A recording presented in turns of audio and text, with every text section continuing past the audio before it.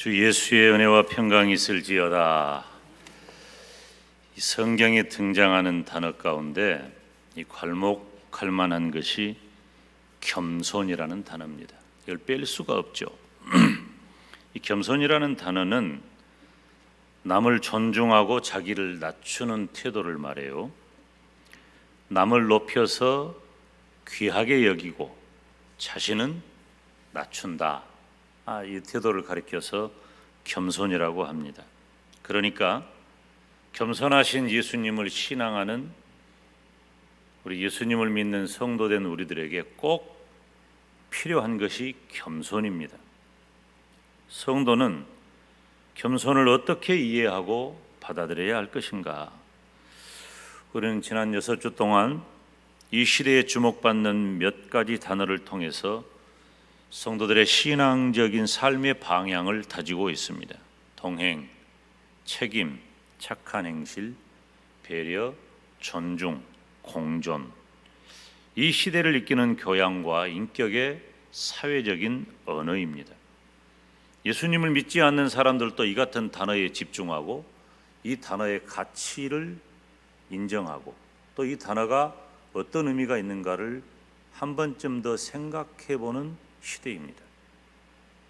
우리는 다르게 살아가야 할 사람이기 때문에 예수님을 믿는 성도로서 이와 같은 단어를 어떻게 이해해야 하는가? 우리는 모두 우리 주님께서 가르치신 말씀을 통해서 성도들의 삶의 가치와 방향을 생각하는 것입니다. 요한복음 13장에 기록한 대로 새 계명을 너희에게 주노니 서로 사랑하라. 내가 너희를 사랑한 것 같이 너희도 서로 사랑하라. 너희가 서로 사랑하면 이로써 모든 사람이 너희가 내 제자인 줄 알리라. 그리고 마태복음 22장에도 내 이웃을 내 몸과 같이 사랑하라 하셨습니다.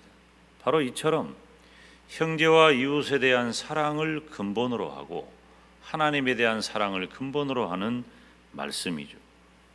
성도는 이 같은 배경에서 우리가 일상적으로 쓰는 언어를 다르게 해석하고 이해해야 합니다. 오늘은 겸손에 대해서 살피고자 하는데 두 가지 관점을 살핍니다. 첫째는 하나님에 대하여 성도는 겸손해야 할 줄로 믿습니다. 여러분, 하나님께 겸손하시기를 바랍니다. 오늘 본문 6절에 보면 그러므로 하나님의 능하신 손 아래서 겸손하라. 때가 되면 너희를 높이시리라. 그리고 계속되는 7절 말씀을 주목할 필요가 있습니다. 너희 염려를 다 주께 맡겨버리라. 다 주께 맡겨버리라. 이는 저가 너희를 권고하심이니라. 사람의 일생을 표현하는 여러 가지 말이 있지만 그 말들을 다 합해보면 대체적으로 이렇습니다. 염려, 걱정, 근심 이런 단어들로 다 모아져요. 사람들이 살아가는 동안에는 그 같은 것이 우리를 떠나지 않습니다. 그런데 문제는 우리가 살아가는 동안에 그와 같은 모든 염려와 걱정, 근심을 다 내 것으로 살아간다는 거죠. 정확하게 말하면 내 것으로 여기며 살아가요. 우리는 그 염려와 걱정과 근심의 올무 아래 갇혀서 평생 그 올무를 벗어나지 못하고 살아가는 것입니다. 그러니 모든 염려와 근심과 걱정이 내 인생을 떠날 날이 없어요. 그래서 이 세상의 주의, 사상, 철학, 모든 환경, 문화, 활동 전부 다 이 염려 속에 있습니다. 긍정적인 것이 하나도 없어요. 사람의 소리를 들으면 다 망할 소리밖에 안 들려요. 죄된 인간의 품성에서 뭐가 나오겠어요? 다 그런 것밖에 없다는 거예요. 오늘 본문의 정확한 의도, 진정한 의도는 너희가 겸손하면 하나님께 다 맡겨버리라는 겁니다. 겸손하면 하나님께 맡겨버려라. 여러분, 우리가 하나님께 맡긴다고 하는 것은 하나님에 대한 전적 신뢰가 있을 때 가능한 일입니다. 믿을 수 있어야 맡기죠. 하나님의 능력, 또 하나님의 사랑, 또 하나님의 선한 뜻, 이러한 일에 대한 우리들의 신앙적 확신이 없다면 하나님께 우리가 가진 큰 내 인생을 누르는 그 염려와 걱정, 근심을 어떻게 맡기겠어요? 요즘 이자도 별로 안 나오지만 그래도 우리가 은행에 가는 이유는 은행이 믿을만 하니까 맡겨놓은 거예요. 은행 못 믿는 분들은 지금 집안에 가면은 돈들 다 거기다 놔두고 있습니다. 은행에 대한 믿음이 없는 분들이죠. 믿는 거예요. 요즘은 덜 그런데요. 제가 청년 시절 그때까지만 해도 그 월급을 이렇게 받아오잖아요. 자동이체가 되던 때가 아니니까. 요즘은 손에 돈이 들어오지도 않아. 솔직히 돈도 안 들어오고 생활이 다 돼 요즘은. 근데 그전에는 밖에 나가 일하는 분들이 월급 봉투 받는 재미가 있었거든. 월급 봉투 가져오면 자기 기본적인 생활비하고 이렇게 떼놓고 남은 돈들을 믿을 만한 사람에게 맡겨요. 그러면 그 믿을 만한 사람이 돈을 어떻게 해준다고? 굴려준다고. 그래가지고 이자가 좀 더 많으니까 그 돈을 굴려줘서 조금 더 재산을 조금이라도 늘려보려고 애를 쓰던 시절이 전혀 모른 척한 표정인데 다 그러고 살았어요. 그 전에 그랬는데 믿을만하다고 생각한 사람한테 돈을 맡겼는데 이게 이제 문제가 생길 때가 한두 번이 아니에요. 여러분, 다 주께 맡겨버리라고 하는 것은 믿을만하다고 생각했는데 문제가 생기는 분이 아니기 때문입니다. 우리가 신앙하는 하나님은 어떤 경우에도 나를 사랑하시고, 아멘, 어떤 경우에도 나를 축복하시고, 어떤 경우에도 나를 구원하시는 그 하나님이시기 때문에 내가 가진 모든 염려를 다 주께 맡길 수가 있는 것입니다. 즉 하나님을 인정하는 것, 하나님이 어떤 분인가를 분명히 알고 내가 그 아래 있는 것, 하나님께 맡기는 것이 겸손이라는 것입니다. 우리는 하나님 앞에 우리가 가지고 있는 능력과 지식과 건강과 물질과 권세를 어떤 경우에도 자랑할 수 없습니다. 내가 아무리 대단한 능력이 있고 대단한 지식이 있고 대단한 건강이 있고 대단한 물질이 있고 대단한 권세가 있다 할지라도 하나님 앞에서는 어떤 경우에도 자랑하지 못합니다. 왜냐? 하나님은 그 모든 것을 지으시고 다 가지고 계신 분이기 때문입니다. 뿐만 아니라 하나님께서는 우리가 가시적으로 우리들에게 필요한 육적인 것, 눈에 보이는 것뿐만 아니라 모든 신령한 복까지도 하나님께서 주십니다. 에베소서 1장 3절 말씀을 보면 찬송하리로다 하나님 곧 우리 주 예수 그리스도의 아버지께서 그리스도 안에서 하늘에 속한 모든 신령한 복으로 우리에게 복을 주신다고 했습니다. 그러므로 성도는 하나님 앞에 겸손해야 합니다. 예수님을 믿는 성도가 겸손이라고 하는 단어를 떠올릴 때 취해야 할 태도는 나는 하나님 앞에 겸손해야 한다. 우리 옆 사람에게 조용히 말합시다. 하나님 앞에 겸손합시다. 하나님 앞에 겸손하시기를 축원합니다. 하나님을 높여 존귀히 여기고 그 앞에서 나를 낮춰야 돼요. 이것이 바로 하나님을 향한 성도의 겸손입니다. 시편 149편 4절 말씀을 보면 여호와께서는 자기 백성을 기뻐하시며 겸손한 자를 구원으로 아름답게 하신다 그랬어요. 겸손한 자를 기뻐하셔요. 욥기 22장 29절 말씀을 보면 네가 낮춤을 받거든 높아지리라고 말하라. 하나님은 겸손한 자를 구원하시느니라. 야고보서 4장 10절에 보면 주 앞에서 낮추라. 그리하면 주께서 너희를 높이시리라. 아멘. 사랑하는 여러분, 하나님께서는 사람을 지으시고 창조주 하나님과 피조물된 인간 사이의 경계를 분명하게 하십니다. 하나님은 두말할 것도 없이 피조물된 저와 여러분을 너무나 아끼고 사랑하시죠. 그래서 하나님의 형상으로 지음받은 아담과 함께 교제하시고 아담에게 모든 것들을 다 제공해 주셨어요. 그렇지만 하나님은 창조주 하나님이시고 사람은, 아담은 피조물입니다. 그래서 창조주 하나님과 피조물 인간의 경계를 두셨는데 그것이 성경에 기록된 선악을 알게 하는 나무의 실과입니다. 사람은 어떤 경우에도 선악을 알게 하는 나무의 실과를 먹지 않아야 하고 만약에 먹으면 반드시 죽는 것입니다. 이것이 창조주 하나님께서 피조물된 아담에게 경계를 넘지 말라고 정하신 법이에요. 어기면 죽는 겁니다. 창세기 2장 16절 17절에 이렇게 분명히 기록되어 있죠. 여호와 하나님이 그 사람에게 명하여 가라사대 동산 각종 나무의 실과는 네가 임의로 먹되 네가 마음대로 먹어라. 그러나 선악을 알게 하는 나무의 실과는 먹지 말라. 네가 먹는 날에는 정녕 반드시 꼭 기필코 죽으리라 하시니라. 이것이 창조주 하나님과 피조물 인간의 분명한 경계입니다. 어떤 경우에도 하나님을 넘어서지 않는 것을 겸손이라고 하고 하나님을 넘어서는 것을 교만이라고 합니다. 그런데 하나님께서는 어떤 경우에도 교만을 용납하지 않으십니다. 하나님은 교만한 자의 목을 꺾으시고 반드시 벌하시고 반드시 멸하십니다. 예수님을 믿는 성도가 따라서 합시다. 어떠한 경우에도 여러분 이거 중요한 말이에요.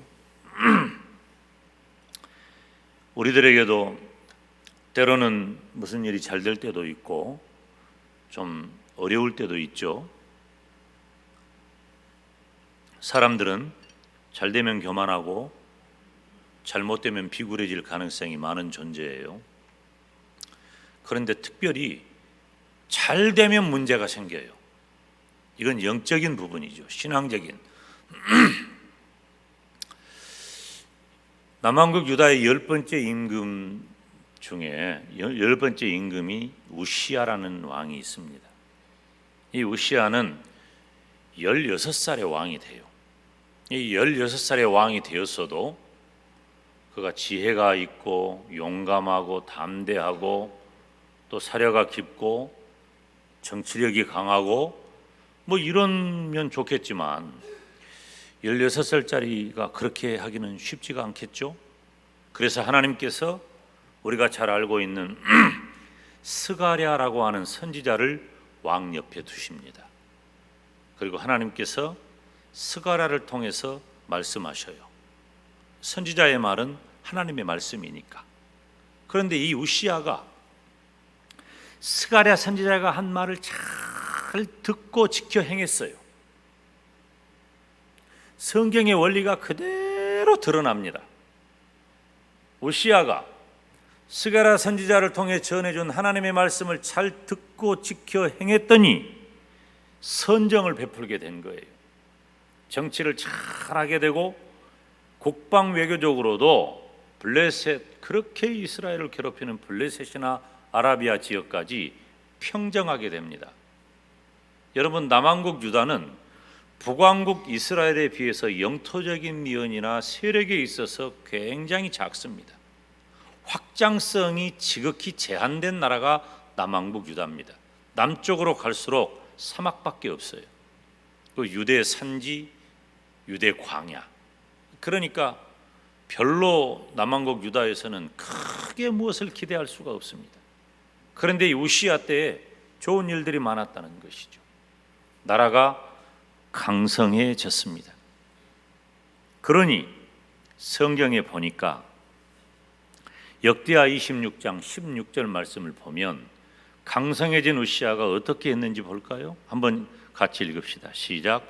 저가 강성하여짐에 그 마음이 교만하여 악을 행하여 그 하나님 여호와께 범죄하되 곧 여호와의 전에 들어가서 향단에 분향하러 한지라. 자 보세요. 저가 강성하여짐에 그 마음이 어쨌다고? 교만하여졌다.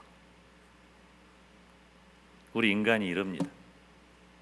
교만한데 악을 행해서 그 하나님 여호와께 범죄했다. 하나님께 범죄한 거예요. 강성하여지니까, 잘 되니까, 좋아지니까. 우리 인간 존재가 그럴 가능성이 굉장히 높고 실제로 그렇습니다. 강성해지니 교만이 찾아왔고 대제사장에게 주어진 향단 분향을 임의로 한 겁니다.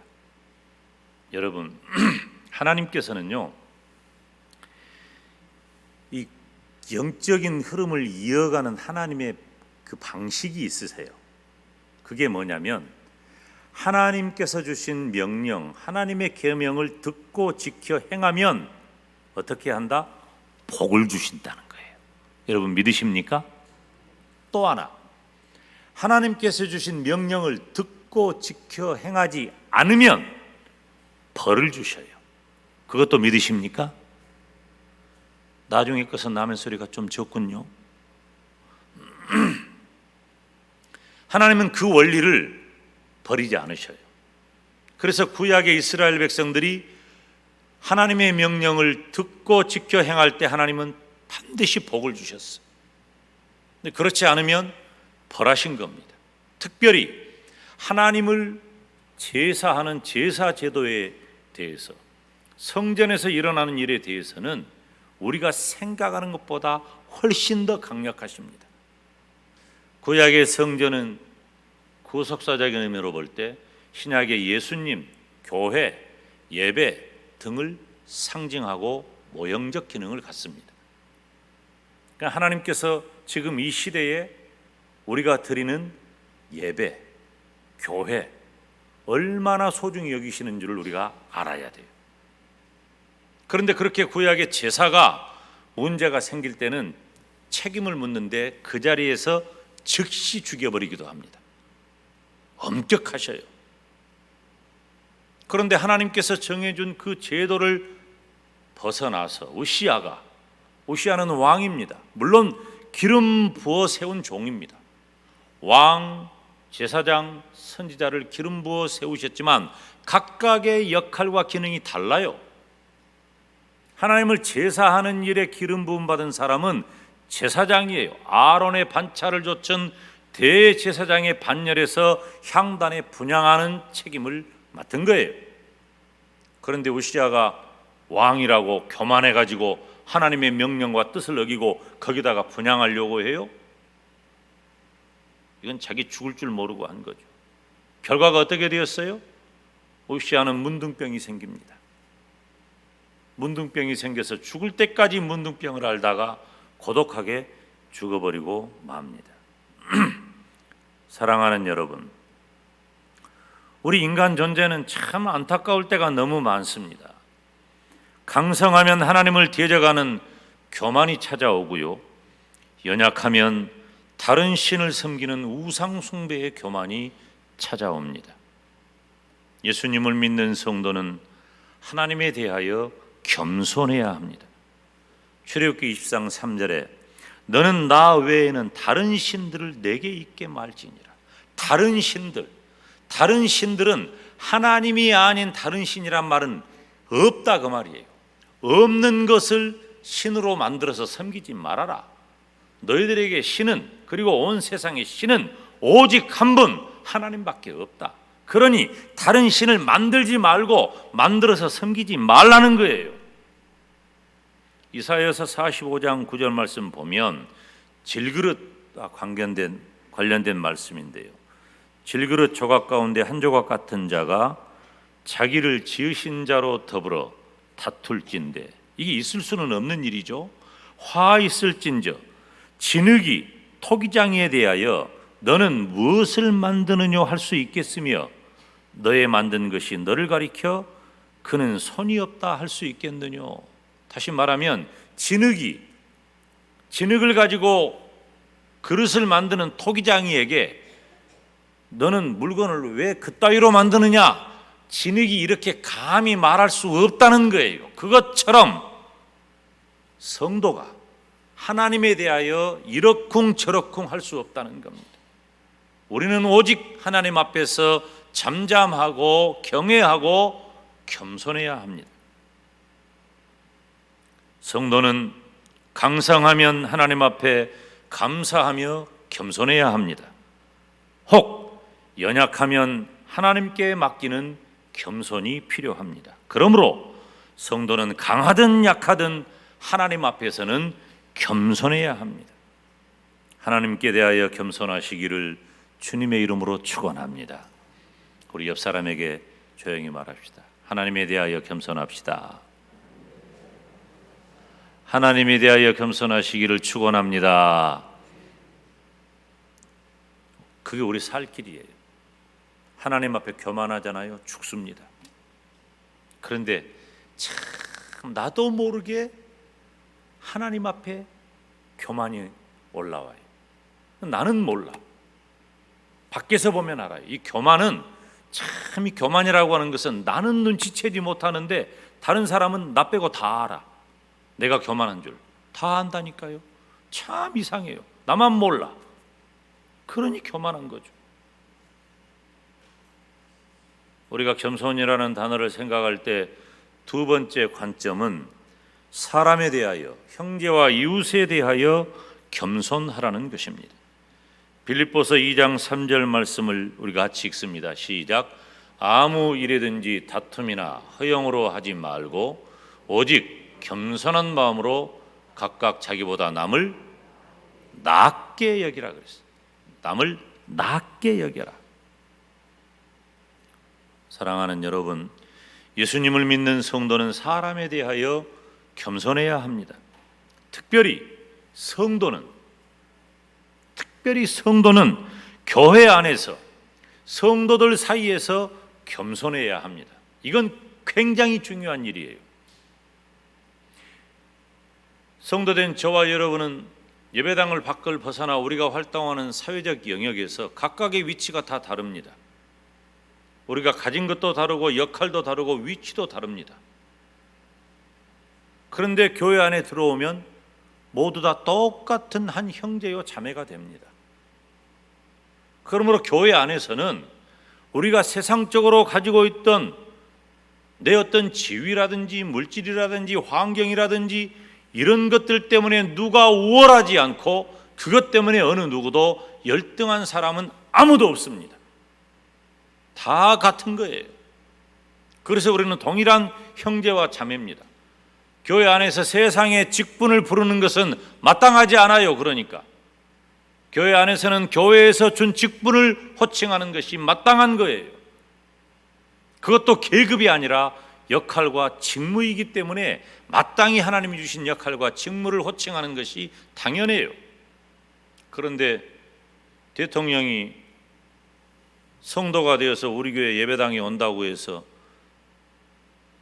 그분을 우리들이 대통령님이라고 부르는 것은 합당하지 않습니다. 개인적으로는 존경하고 얼마든지 사랑할 수 있어요. 그분이 가진 지위 때문에.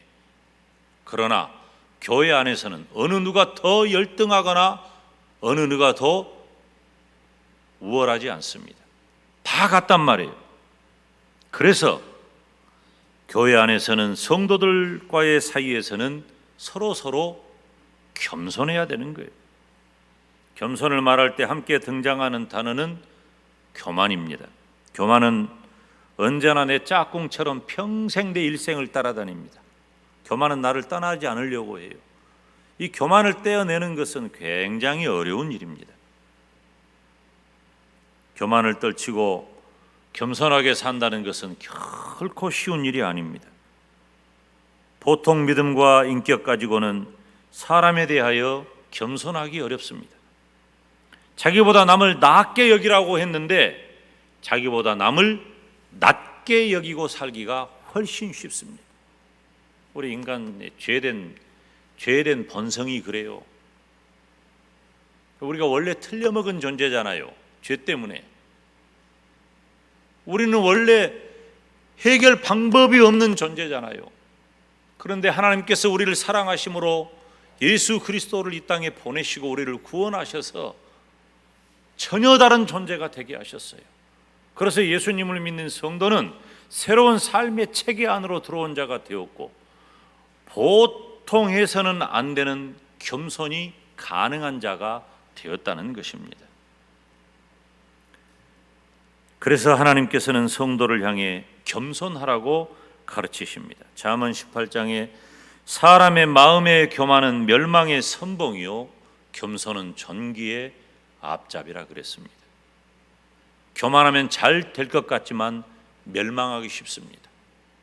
겸손하면 무시당할 것 같지만 존귀하게 된다는 것입니다.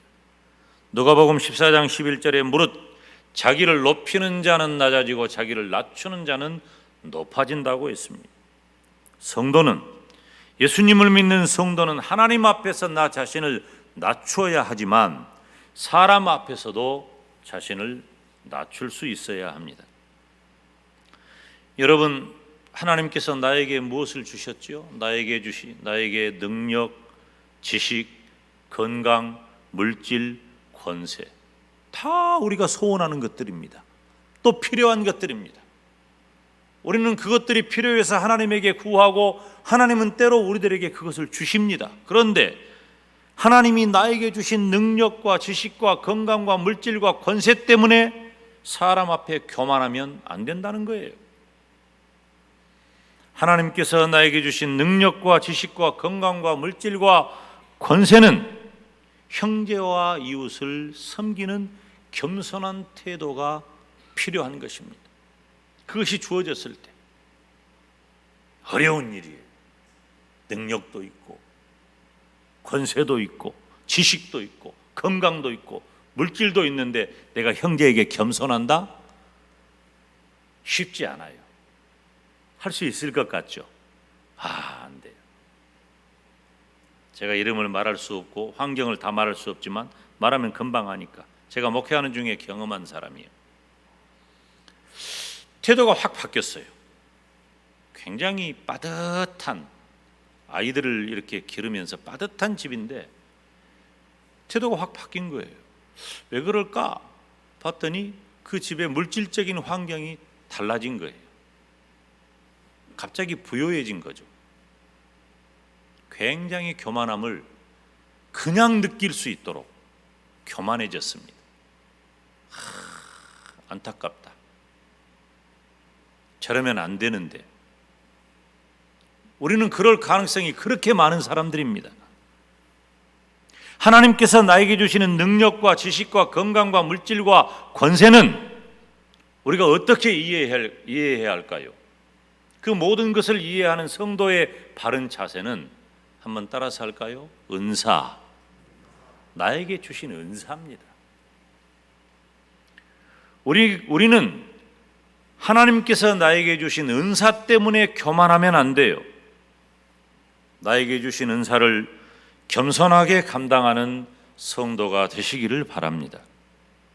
중요한 것은 겸손을 가장한 교만이 있다는 거죠. 겸손을 가장한 교만에 주의해야 합니다. 내 생각과 내 의지가 나를 지배해서 나에게 주신 은사를 거부한다면 그것은 겸손하지 않고 교만한 겁니다. 하나님이 필요해서 주신 것으로 주님의 몸된 교회나 사회에 봉사하라고, 섬기라고, 나누라고, 쓰라고 하시는데 거절하고 사양하는 거예요. 교회 안에서 그런 경우 참 많습니다. 저분이 참 겸손하구나 그렇게 생각을 했는데 끝까지 고집을 부리는 거예요. 그건 겸손을 가장한 지독한 교만입니다.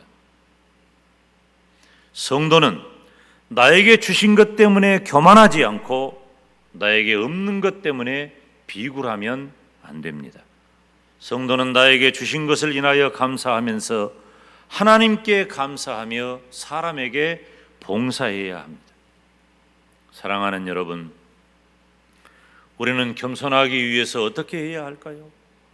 겸손하기 위해서 그리스도처럼 멍에를 맬 수도 있고 어린아이처럼 주님 앞으로 달려가기도 해야 합니다. 성도는 겸손하기 위해서 서로 발을 씻겨주기도 하고 오래 참기도 하고 사랑으로 용납하기도 해야 합니다. 시편 22편 26절에 보면은 겸손한 자는 먹고 배부를 것이며 여호와를 찾는 자는 그를 찬송할 것이라 너희 마음은 영원히 살지어다. 잠언 29장 23절에 사람이 교만하면 낮아지게 되겠고 마음이 겸손하면 영예를 얻으리라. 아멘. 저와 여러분 모두가 천국에 없는 교만을 이 땅에서도 버리시기를 바랍니다. 그리고 하나님께서 기뻐하시며 상 주시는 겸손한 성도가 되시기를 바랍니다. 저는 우리 교회 모든 식구들이 하나님이 상 주시는 성도가 되면 좋겠어요. 하나님이 상 주시는 분들은 겸손한 분들입니다. 하나님께도 겸손하고 이웃에게도 겸손한 사람이 되어서 우리 하나님의 기쁨이 되고 이 땅에서 하나님이 주시는 온갖 축복의 주인공이 되시기를 주님의 이름으로 축원합니다. 기도하겠습니다. 하나님 아버지, 오늘 우리가 겸손에 대해 살폈는데 하나님에 대하여 겸손하게 하시고 사람에 대하여도 겸손한 성도가 되게 하여 주옵소서. 그리하여 하나님께서 주시는 놀라운 축복의 주인공이 되게 하여 주시옵소서. 예수님의 이름으로 기도하옵나이다. 아멘.